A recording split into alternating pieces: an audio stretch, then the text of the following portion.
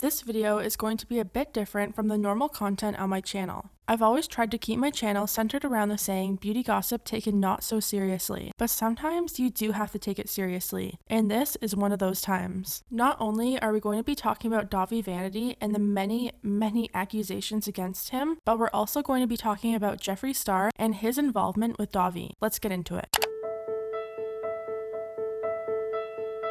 So who exactly is Dahvie Vanity? Dahvie was the founding member of a popular music group called Blood on the Dance Floor, although he first gained his popularity on MySpace as a hairstylist. From 2005 until early 2008, MySpace was the most popular social networking site in the world, and many artists rose to fame from the platform, including Blood on the Dance Floor. Their longest standing members were Dahvie Vanity and J. Vaughn Monroe. Jay left the band in 2016, leaving Dahvie to continue making music alone.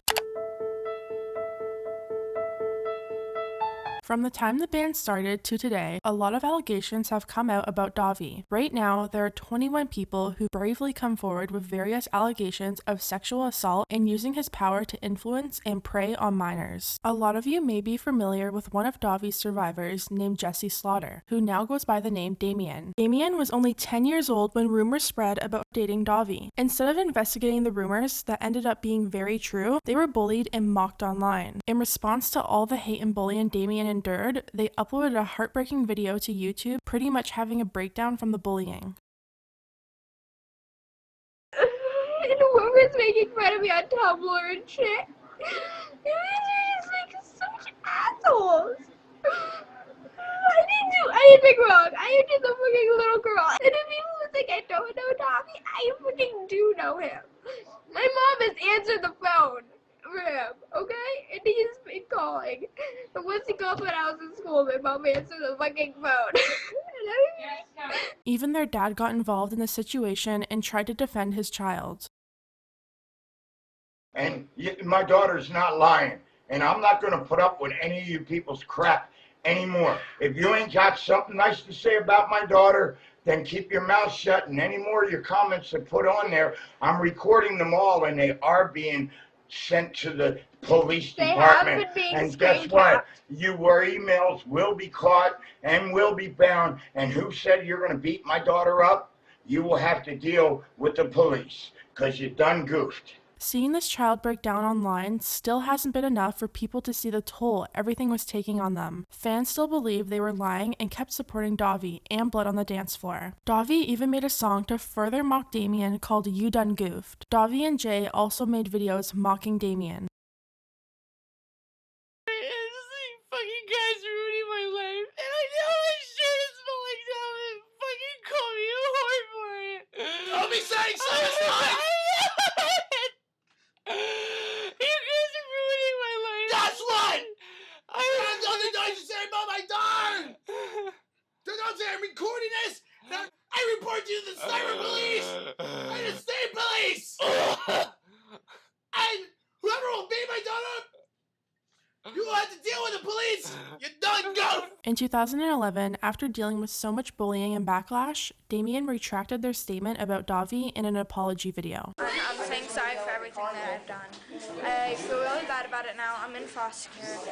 I have been locked up in mental institutions, and just like You Done Goofed said, I do have to go to counseling now and everything, but it's not because of you.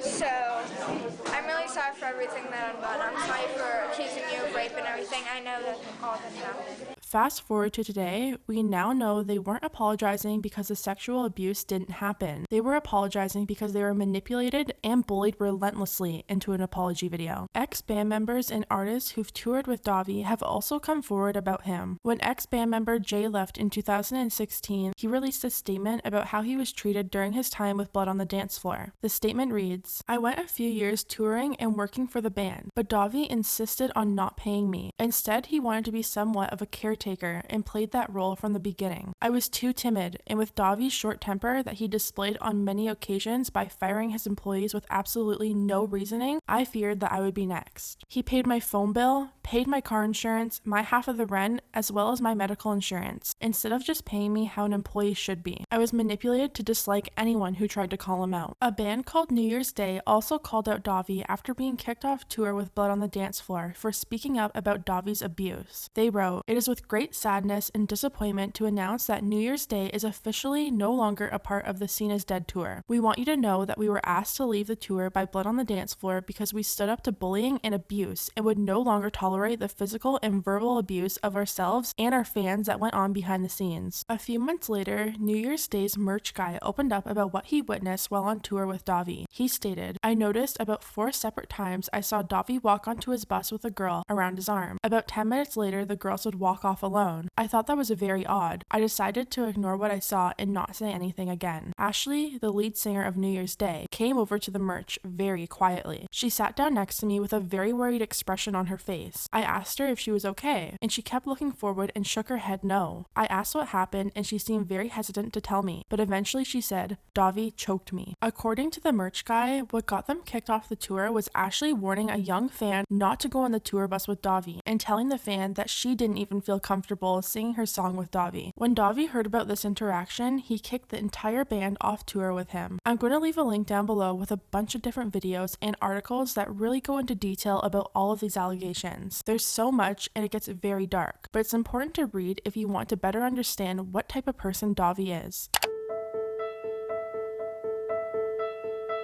So where exactly does Jeffree Star come into play with all of this? Well, Jeffree Star is included in the list of people who spoke out against Dahvie. In 2010, Jeffree went on record publicly to expose Dahvie and made it known he no longer supported him. This is after Jeffree created songs with Dahvie and toured with him for the first time. "I'm going to speak the truth until I die. We saw Dahvie bring underage girls to his hotel rooms and do sexual things, 100% illegal. I no longer support Blood on the Dance Floor and how disgusting Dahvie is. Children and enjoying the attention is evil. Fuck off, sicko. Being on tour with that child has made me see the truth. I regret ever doing a song with that pig. Rest in peace, cause you'll never be me. If you support that piece of shit, then unfollow me because you're supporting child. Dahvie is the lowest, worthless scum I've ever met." This was definitely a big deal to have someone as big as Jeffree Star speak out against Dahvie. At the time, a lot of Dahvie's victims were afraid to come forward because of backlash from the fans and mocking and harassment from Dahvie himself. Having people with huge platforms speak up would really help victims come forward, which is why it was really upsetting and disappointing for a lot of people to later see Jeffree retract his statements. In 2011, Jeffree tweeted, "We all get over the past. Everything with Blood on the Dance Floor and I is great. Stop the negativity and smile." Of course, this is really strange for Jeffree's fans to see, because he literally said that he saw Dahvie bring underage girls to his hotel and said he no longer supported him. I mean, that isn't just petty drama. Those are huge claims. Then, on June 14th, Jeffree promoted Dahvie's music on Twitter saying, "Love my brother, Blood on the Dance Floor. His new album is out next week. Everyone better be getting it." A few months later, Jeffree announced he would be going on tour with them and a few other bands. He wrote, "The rumor is true. This fall, I will be touring with Blood on the Dance Floor. Dates will be posted soon. The Scene is Dead Tour 2012.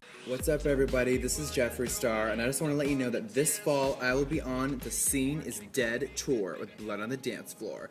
So get your fucking tickets right now. And I'll see everybody on the road. I can't wait. Jeffree followed through and went on the tour despite claiming he saw Dahvie bringing underage girls to his hotel room once upon a time. In 2003, Jeffree walked away from his career in music and later started Jeffree Star Cosmetics. Dahvie is currently living in his parents' basement and has yet to face any consequences for his actions throughout the years. Dahvie is still trying to make a comeback to fame by releasing solo music and even selling merch. Since the Me Too movement has come out and more people listen and believe victims' stories, Dahvie is finally starting to get the negative attention that he deserves. Which brings me back to the original question of, where exactly does Jeffree Star come into play with all of this? Well, people are side-eyeing Jeffree for coming out and saying he actually physically saw Dahvie engage in predatory behavior with minors, only to go on tour with him, promote his music, and refer to him as his brother a few years later. More and more people started questioning Jeffree's involvement with Dahvie and wanted to know if he either lied and didn't see Dahvie do anything, or saw Dahvie do something and still decided to tour with him. That's where Chris Hansen comes into the story. You might know Chris from NBC's To Catch a Predator. Sir? No, I know. Please, right there. Right, sir. Chris has been covering the Dahvie Vanity situation for a little while now and has even interviewed survivors on his channel. When people started questioning Jeffree's involvement, Chris announced he and Jeffree would be sitting down to do an interview. I want to talk on social media about Jeffree Star. what he knew about Dahvie Vanity, what he didn't know about Dahvie Vanity. Here's what I know. I had a long conversation with Jeffree today, and he's going to join me exclusively live on a special edition of Have a Seat with Chris Hansen this Sunday, 4 p.m. Eastern, 1 p.m. Pacific time. I think this is going to be fascinating, and I'm very much looking forward to it. So join us. Check it out. People felt like Chris would ask tough questions and we'd finally get some answers everyone wanted to know the truth to. Although the interview left viewers feeling a bit disappointed in how it went down because Chris didn't ask enough hard-hitting questions. People felt like Chris let Jeffree take control of the interview and didn't dig deep enough for the truth. I'm gonna play a few of the most important clips from the interview so you can get an idea of how it went down. As always, the link to the full video will be down below. Story about you coming on one of the tour buses and saying hi and bye and leaving and maybe looking the other way on some of this activity Dahvie was involved in with underage women. Characterize that. First of all, I was there. All these people speculating and making things up, they were not there. I was on tour with these people, and this is what's crazy, Chris, is that mothers would bring their daughters on the tour bus. So I never saw minors alone with them, never. But there would be moms who would bring their kids, whether they were underage or not, on his bus. And let's say I popped in to say hi to Jay, because me and Dahvie were never best friends. I want to be very clear about that. Me and Jay were very close. And their violin player, Brandy, who was on tour with them for years and years. Jay and Brandy were my friends. So when I would go on the bus for short amount of time and visit, whether we said hi, we smoked weed, we just talked and catched up, there was always moms with these people. And when there was girls on the bus, obviously I never knew their age, but no one ever looked really, really young. So it was bizarre to me that he would do, and I would love to tell people that something that was kind of disturbing to me is that he would bring mom and daughters on the bus, and sometimes it would be threesomes. Sometimes he would have sex with the mothers. And this is what his band members would tell me when I would leave the bus. I don't have anything to report. If I actually saw and witnessed something, he would be rotting in jail this very moment. But I never saw anything besides inappropriate behavior. Like the things on stage at that time were not very crazy. Looking back, it's very wrong, you know, but I never witnessed anything that could be used as evidence. And I think somehow people think I do, and I'm not saying it. You send out these tweets, and yet in 2012, I believe, correct, you go back out on tour and essentially make public statements that and a lot of people want a good guy, and you're supporting him at this point.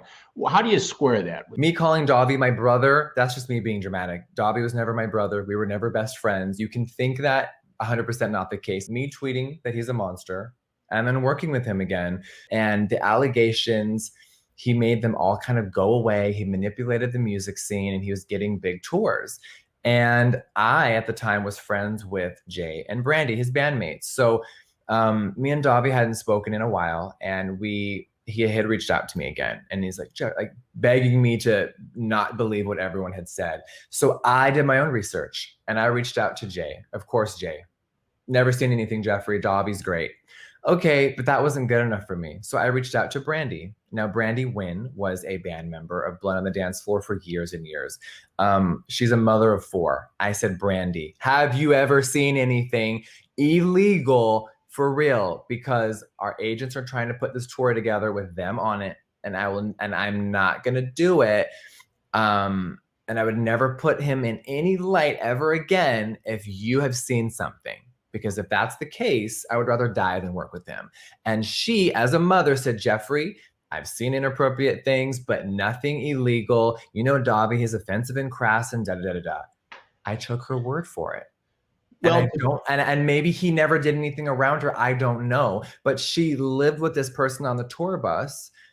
She's older. She's 40 years old. And I took her word, and I booked them on that last tour. A survivor that we talked about earlier named Damien recently came out on an interview with a channel called Pastel Belle and claimed that they knew Jeffree saw what Dahvie did to them and suggested that Jeffree's tweet calling Dahvie out was because of them. So how do you feel about them? Like, how involved were they in this whole thing? Like, I'm not the person here to determine guilt and like how much they knew and didn't know or whatever, because I wasn't inside of their brain. I didn't know if they knew I was 11. I didn't know if they knew I I didn't know if all of them knew what I was doing with Dahvie entirely, or if we just hung out. You know, I wasn't inside the brain. I can't tell you what assumptions they made. Mhm. But I can tell you that Jeffree Star called out Dahvie Vanity because of me in August of 2010, literally a month after the whole You Done Goof thing happened, Mhm. and then made up with him. Only after, I don't know, maybe some financial shit, like... Although Jeffree has denied this and says he never saw anything happen. People are questioning if Jeffree at least knew of Damien because in a tweet replying to Blood on the Dance Floor and someone named Johnny Boy, Jeffree says, "You done goofed."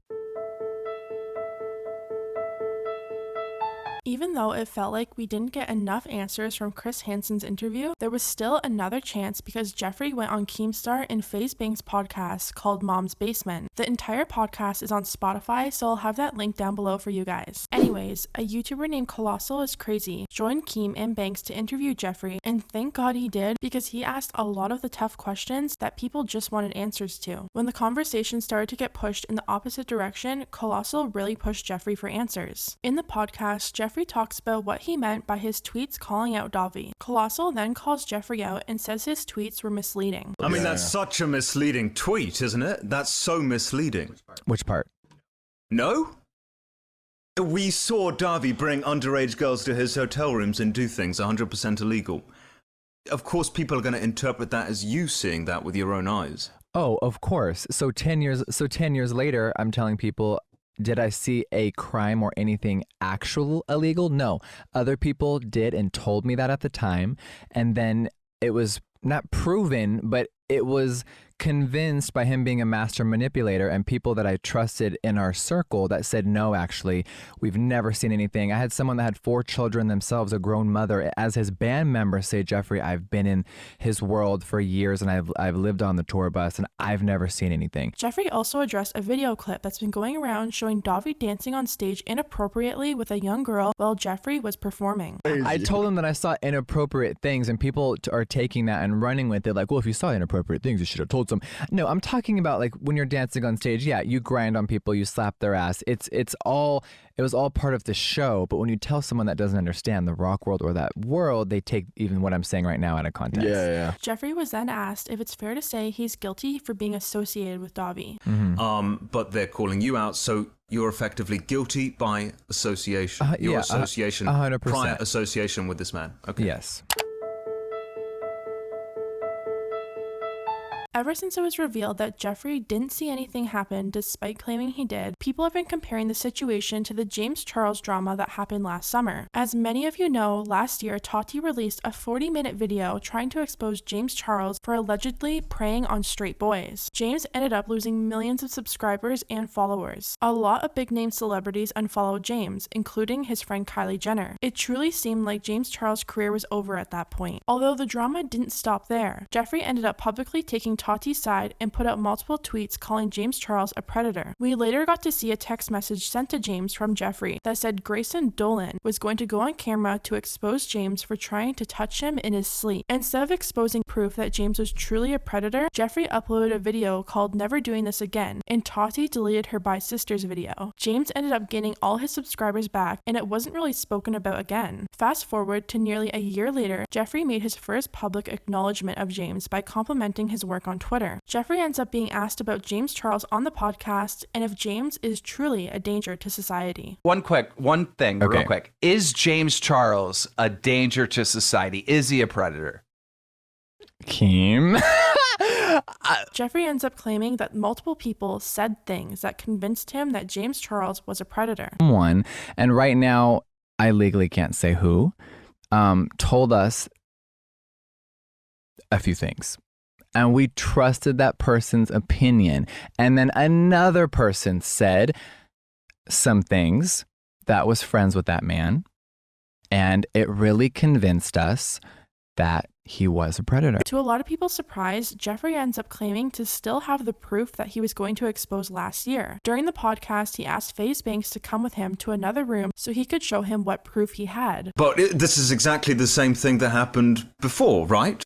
It's actually not. What? So if you want, we can pause and I can go in another room and play Banks what I have on my phone, and he can determine if he would have sent the same tweet. This was pretty surprising for a lot of people because after Jeffree's final video addressing James Charles last year, people thought Jeffree probably didn't have any receipts at all. Jeffree ends up saying that he never tried to destroy James' career and that we should be looking at Tati, who uploaded a 40-minute video on James Charles. He also says James thinks that him and Shane were behind this whole situation. Jeffree also admits what we all pretty much knew and revealed that him and Tati are no longer friends, which is kind of confusing for people who followed this drama last year, since it's no secret he supported Tati during her Bye Sisters video, which left people wondering what happened behind the scenes that we haven't heard the full story to. Right now, Dahvie Vanity is still free, and as shocking as it is to say, he still has fans that comment on his Instagram to this day. Hopefully, the more people that talk about this monster, the more people will start feeling safe enough to come forward and share their story. Like I said earlier, I'll be leaving links down below to different videos and articles with more information.